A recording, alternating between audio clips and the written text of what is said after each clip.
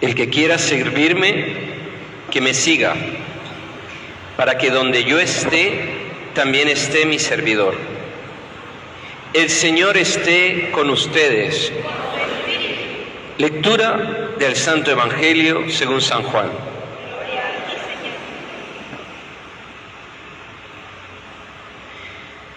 Entre los que habían llegado a Jerusalén para adorar a Dios en la fiesta de Pascua, había algunos griegos, los cuales se acercaron a Felipe, el de Betsaida de Galilea, y le pidieron: Señor, quisiéramos ver a Jesús.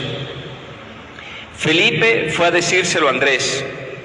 Andrés y Felipe se lo dijeron a Jesús, y él respondió: ha llegado la hora de que el Hijo del Hombre sea glorificado. Yo les aseguro que si el grano de trigo sembrado en la tierra no muere, queda infecundo, pero si muere, producirá mucho fruto. El que me ama, el que se ama a sí mismo, se pierde. El que se aborrece a sí mismo, se asegura para la vida eterna.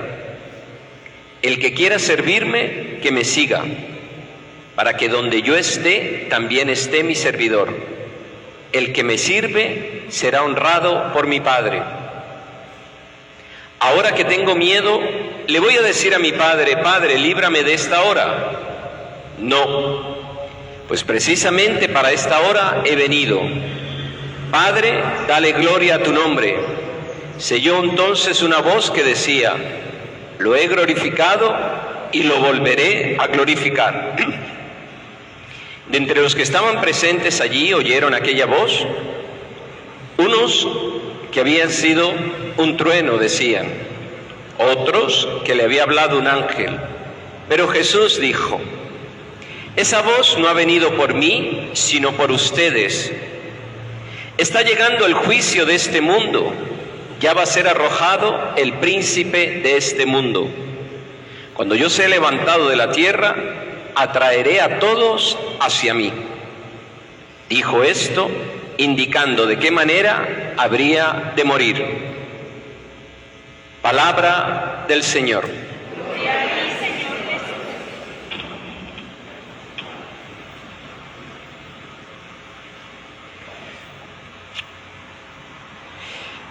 Atraeré a todos hacia mí. Esas son las palabras que tenemos en el altar de la reliquia. Si ustedes se acercan allá, muchos de ustedes que allá se acercan, allá tenemos unas letras grandes: atraeré a todos hacia mí. ¿Qué desea el Señor? El Señor desea atraernos. ¿Por qué estamos celebrando hoy la Eucaristía? ¿Por qué estamos todos aquí? Estamos aquí porque el Señor nos ha atraído. ¿Están de acuerdo con eso o no? El Señor nos atrae, el Señor nos invita. A ver, ¿qué significa atracción? A ver, hablar de atracción es de qué. ¿Qué es atracción? ¿Lo utilizamos en el lenguaje? ¿Sí o no? Esta persona me atrae. ¿Qué significa esta persona me atrae? Esta persona me gusta, esta persona me seduce, esta persona me enamora. ¿Y qué hace el amor? Atrae. Por eso los místicos siempre han comentado un texto de la Escritura que me gusta mucho. El texto es del Cantar de los Cantares. En el Cantar de los Cantares, capítulo 1, en el versículo 4 dice: atráeme y correremos. ¿Podemos repetir esa frase? Atráeme y correremos. Todos los místicos comentan esto, y en particular Teresita de Lisieux comenta este texto y dice: un alma atraída corre, un alma atraída no se para, un alma atraída atrae. Y esto me gusta mucho. En la oración colecta que hemos rezado al inicio de esta misa, hemos pedido una intención. Intención significa, pedimos algo concreto, algo en particular para esta celebración. Yo no sé si ustedes se acuerdan lo que leímos. Son palabras muy fuertes y las voy a decir. En la oración colecta pedíamos esto: concédenos, Señor, tener en nuestros corazones el mismo amor que movió a Jesús a entregarse por la salvación de todos. ¿Qué les parece de estas palabras? Las vuelvo a repetir. Concédenos, Señor, tener en nuestros corazones el mismo amor que movió a Jesús a entregarse por el bien de todos, por la salvación de todos. ¿Quién era Jesús? Un alma atraída. ¿Y quién le atraía? Le atraía Dios, le atraía su voluntad. Y por eso vemos hoy, tanto en el Evangelio como en la segunda lectura, momentos muy cruciales en la vida de Jesús. Vemos en la carta a los Hebreos una afirmación muy fuerte. La afirmación dice: siendo hijo, aprendió a obedecer. Y aprendió a obedecer con lágrimas. Se presentó ante el Señor y le dijo: si es posible, aparta de mí este cáliz, pero no se haga mi querer, no se haga mi voluntad, sino la voluntad ¿de quién? La voluntad del Señor. ¿Qué atraía a Jesús? ¿Qué movía a Jesús? La voluntad del Padre. Jesús no hacía su capricho, Jesús no hacía su querer. ¿Qué hacía Jesús? ¿El querer de quién? El querer del Padre. Y por eso en el Evangelio escuchamos estas frases de Jesús. Son frases contundentes. Jesús dice: ¿qué voy a decir, Padre? ¿Aparta de mí esta hora? No. Para esto he venido, para hacer tu voluntad. Y en ese momento se escuchó una voz. Algunos lo interpretaron como un trueno, otros como un ángel, y Jesús dice: esa voz no viene por mí, esa voz viene por ustedes. ¿Y qué dijo Jesús? Voy a glorificarte. ¿Y cómo glorificaba Jesús al Padre? Haciendo su querer, haciendo su voluntad. Y por eso me gustaría que fuéramos a la pregunta del inicio del Evangelio de hoy. Hay dos discípulos. Felipe y Andrés reciben una petición de unos griegos que se acercan a Jerusalén para las fiestas. Y se acercan con una petición a Jesús. Repiten lo que estos griegos le han dicho. ¿Qué pedían los griegos? Decían: queremos ver a Jesús. Queremos ver a Jesús. Se acercan con esta petición a Jesús y Jesús les responde diciendo: si el grano de trigo no cae en tierra y muere, queda solo, pero si muere, da mucho fruto. Oye, ¿en qué quedamos, Jesús? ¿Te están haciendo una pregunta? La pregunta es: ¿queremos ver a Jesús? Y parece que Jesús está respondiendo otra cosa. Y a continuación dice: quien quiera salvar su vida, la perderá.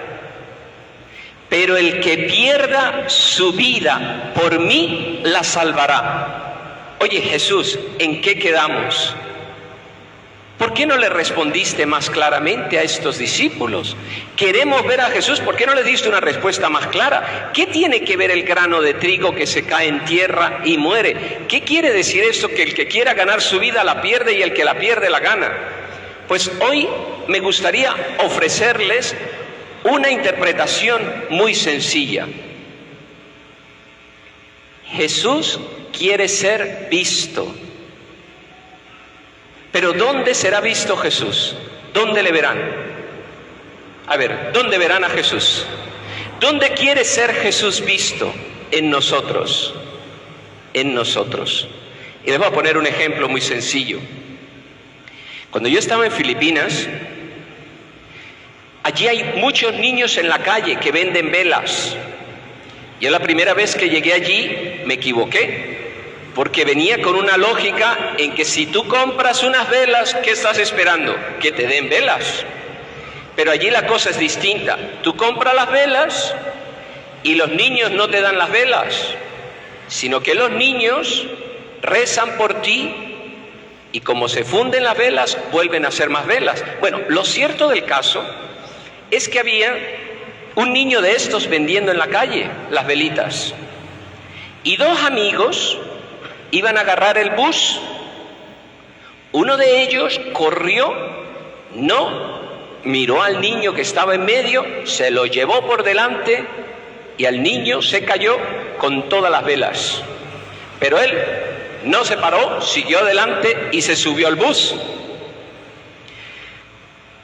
El segundo amigo, viendo lo que había pasado, se paró, consoló al niño, le compró las velas, lo consoló y el niño mirándole le dijo: ¿quién eres tú? ¿Eres tú el que el Padre siempre menciona en la misa? ¿Eres tú, Jesús? Y a mí esta historia me gusta mucho. ¿Cómo vio a Jesús? ¿En qué lo vio? ¿En su bondad? ¿En su ternura? ¿En su cercanía? Jesús quiere ser visto en nosotros. De hecho, ese es su querer, esa es su voluntad. Hay varios pasajes en la Escritura donde Jesús dice: quien a ustedes le ve, a mí me ve. Quien a ustedes escucha, a mí me escucha. ¿Dónde quiere ser visto Jesús? En nosotros. Pero para que Jesús sea visto en nosotros, tenemos que ir purificando muchas cosas. Ahí se entiende la lógica del grano de trigo. ¿Qué significa el grano de trigo? La lógica de la muerte y resurrección. Hay cosas en nosotros que tienen que morir. Hay cosas en nosotros que no podemos continuar con ellas y las tenemos que poner de lado. Eso es lo que se llama el misterio pascual. La próxima semana, oye, es impresionante cómo pasa el tiempo. La próxima semana ya es Domingo de Ramos y ya entramos en la pasión. Y por eso me gustaría hacer una invitación muy clara aquí. En esta Semana Santa Jesús no va a morir. Él murió una vez para siempre. ¿Quién tiene que morir en esta Pascua? ¿Quién? Nosotros tenemos que ir muriendo en nosotros a cosas que no ayudan, a cosas que no construyen. ¿Y eso qué significa? Muerte, dar muerte en nosotros. Y miren, aquí hay un principio que me parece muy claro y es importante que lo entendamos. Es el principio de la obediencia. El principio de la obediencia a Dios. Pero, y aquí quiero ser muy claro también con toda la comunidad, es la obediencia a Dios y también es la obediencia a las mediaciones que Dios nos ha dado. Vuelvo a repetirlo, obediencia a Dios y obediencia a las mediaciones que Él nos ha dado. En el caso de los niños, ¿dónde se va ejercitando esa obediencia? En el hogar, porque hay mediaciones que van haciendo de instrumentos, y esto es algo muy importante. Ahora yo les quisiera preguntar a todos los que estamos aquí, ¿a quién le gusta obedecer? Ayer la oración colecta, ¿qué decía? Señor, ven a sanar nuestra voluntad rebelde que se rebela. De hecho, ¿cómo entró el pecado al mundo? El pecado al mundo entró por la desobediencia. ¿Y qué es la desobediencia? Yo hago lo que yo quiera, yo hago lo que yo decida. Y aquí quisiera hablar de un principio muy claro, y qué bueno que lo estén grabando, porque no solamente son las personas que están aquí. Y yo espero que ustedes me entiendan. Vamos a ver. Hay un principio que es, la iglesia es jerárquica. ¿Qué significa que la iglesia es jerárquica? A ver, ¿qué significa que la iglesia es jerárquica? ¿Le debemos obediencia al Papa, sí o no? ¿Por qué le debemos obediencia al Papa? Porque es la cabeza. ¿Y qué significa la cabeza? Ha sido nombrado por el Señor para guiar. Hay muchas personas actualmente que están orando por la muerte del Papa Francisco, porque le detestan. Hay odio hacia su persona. Es tremendo esto. Le dicen Papa comunista, le dicen un Papa que está eliminando la doctrina, y les quisiera garantizar una cosa: ningún Papa puede decir algo que vaya en contra de la enseñanza de la iglesia. Pero bueno, allí le están dando muy duro. Esta semana, el martes, tuvimos una reunión, todos los sacerdotes de la diócesis, una reunión muy hermosa. En esa reunión siempre se empieza la reunión con un momento de adoración al Santísimo.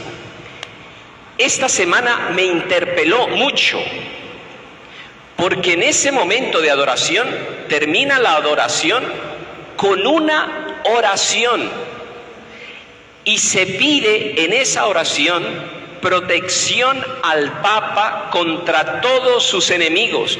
Y a mí me llamó mucho la atención. Protección contra todos los enemigos. ¿Y qué es lo que se pide? Que se mantenga firme. Entonces volvemos al punto. La iglesia es jerárquica. Hay una cabeza. Por ejemplo, en esta diócesis, ¿quién es la cabeza de la diócesis? ¿El Papa es la cabeza de la Iglesia Católica? En una diócesis, ¿quién es la cabeza de la diócesis? El obispo. Por eso decimos que es apostólica y va guiando el rebaño, va guiando el rebaño. De hecho, esto me parece muy importante. No hay ningún sacerdote acéfalo. ¿Saben lo que significa acéfalo? Acéfalo significa sin cabeza. Por ejemplo, vamos a poner este ejemplo. Yo soy sacerdote. ¿Puedo ir yo al Cují a una iglesia a predicar sin el permiso del obispo? ¿Puedo ir yo a Barinas a predicar sin el permiso del obispo? Pero yo puedo decir, yo soy sacerdote, yo voy allí a predicar. Se tiene que pedir permiso a la autoridad,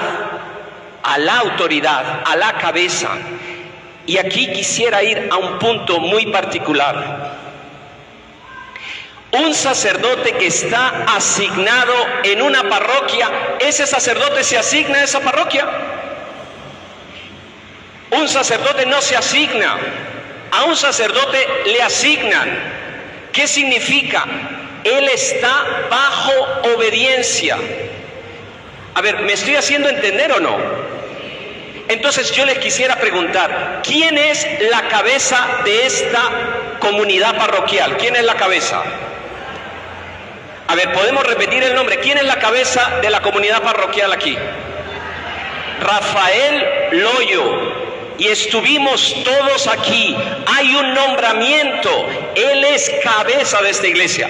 Ahora, quiero aprovechar la ocasión para decirle a ustedes, se le está llamando legión de demonios al padre Rafael. Se le está llamando psicópata. Se le está llamando miembro de una secta. Y esa secta se llama Verbum Dei. Se llama el destructor de la iglesia Santa Cruz. Se llama el agente de destrucción de la iglesia. Ahora, yo soy su superior. Soy su superior. Y les quiero asegurar, él no es un endemoniado. Él no es un psicópata. Él no es el miembro de una secta. Una secta, por definición, es un grupo cerrado, aislado, sin comunión con la iglesia. Y les quisiera decir, Verbum Dei no es un grupo encerrado en sí mismo. No somos parte de una élite y no consideramos que seamos alguien al margen de la iglesia. Y lo digo con humildad.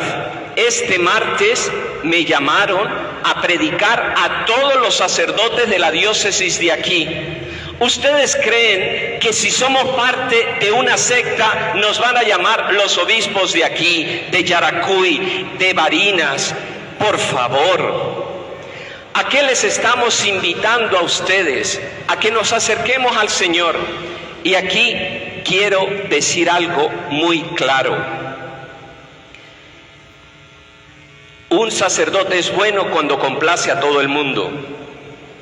Cuando un sacerdote dice, aquí hay normas, y voy a poner ejemplos concretos, y espero que me estén grabando y me estén grabando bien, porque esto lo van a analizar muchas personas que están atacando de una manera brutal.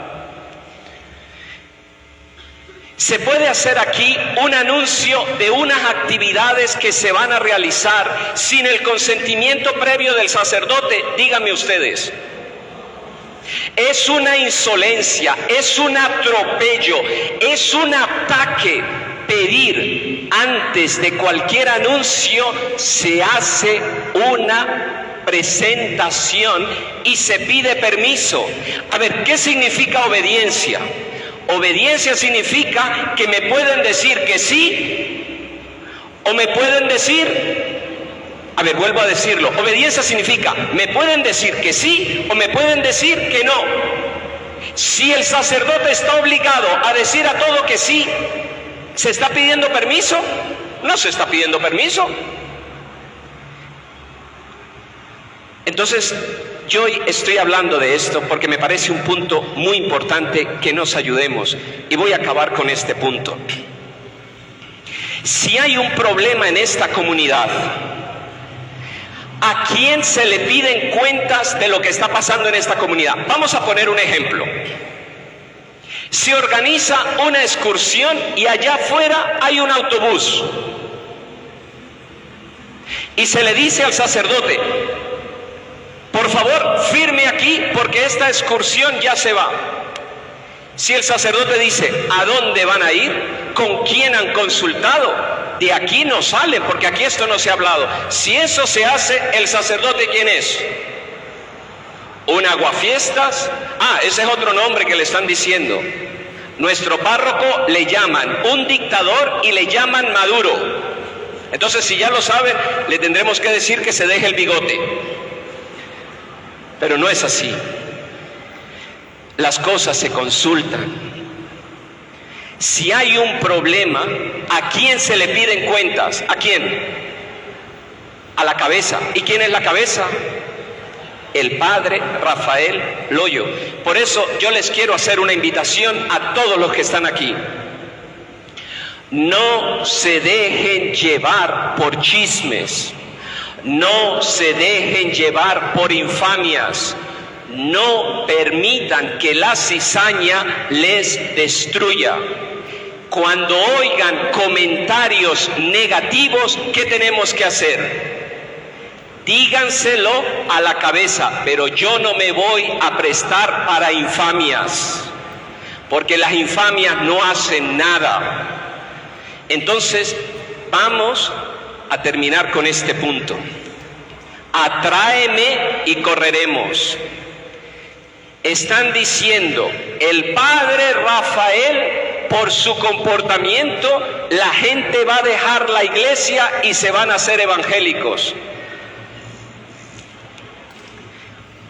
Pues yo les diría una cosa: si se van de evangélicos, bastante formada estaba esa fe. No se van de la iglesia, nunca estuvieron en la iglesia. Porque si tú tienes tu fe bien formada, nadie te la va a quitar, por el amor de Dios. Entonces vamos a pedirle al Señor que nos dé un poco de cordura espiritual. Yo no he venido aquí a hacer mi voluntad, yo hago la voluntad de mi Padre. Y como dice Jesús, ojalá nos enseñe a obedecer. Aunque a veces tengamos que rechistar, aunque a veces tengamos que patalear, pero ese es el camino de dar fruto. Si el grano de trigo no cae en tierra y muere, queda solo, pero si muere, da mucho fruto. Que así sea.